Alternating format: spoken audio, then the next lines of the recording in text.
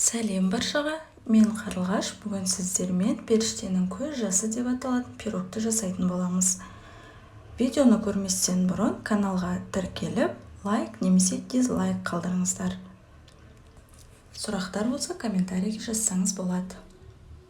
Алдымен ұнымызға жұмсақ бөлме температурасындағы сары майды араластырып, екеуін песочный қамыр жасаймыз. Кейіннен оған ұнтақ ингредиенттерді, тұз және қопсытқыш қосамыз да араластырып алып, оған бір жұмыртқаның сарысын қосып қамыр илейміз. Жұмсақ әдемі қамыр болу қажет.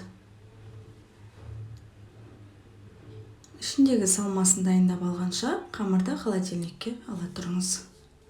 Салмасына сүзбе, 3 жұмыртқаның сарысын, қант және ванилин, кілегей, сливки, яғни 33%-лық салып, барлығын блендермен езіп аламыз. Қою масса пайда болады бізде.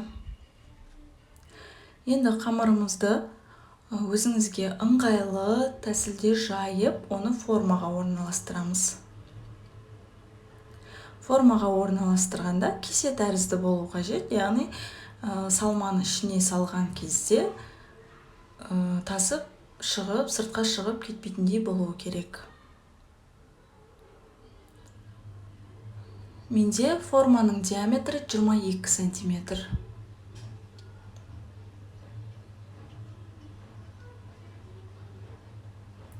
Қамыр өте жұмсақ болады, сондықтан оны қолмен жая салсаңыз да болады. Дайын болған формамызға творогты бір келке етіп салып шығамыз және оны 170-180 градуста 20 минуттай пісіріп аламыз, немесе шет-шеті қызарғанша.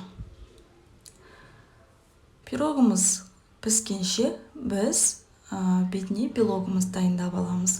Жаңағы 4 жұмыртқаның ағын, яғни 4 белокты ағарғанша миксермен араластырамыз да, үстінен 100 грамм сахарный пудраны салып, ең жоғарғы жылдамдықпен қатты тығыз масса пайда болғанша араластырамыз. Яғни белогымыз ақпайтындай болу керек. Міне, пирогымыздың шет-шеті сарғайыңқырап пісіп шықты. Осының бетіне белокты орналастырамыз.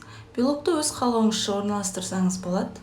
Насадкамен гүлді етіп салып шықсаңыз болады. Енді осыны духовкаға 5-10 минутқа 170-180 градусқа беті осылай карамельный болғанша салып аламыз. Духовканы өшіріп, 1-2 минутқа ауа кіргізіп, ішін суытып аламыз да, пирогтың формасын алып, қайтадан кемінде 2-3 сағатқа духовкаға салып, бетін жауып қоямыз. Немесе ауа кірмейтін үлкен табақпен бе жауып қойсаңыз болады. 2-3 сағаттың ішінде өзі реакцияланып, бетінде осындай моншақтар пайда болады. Ал астарыңыз дәмді болсын.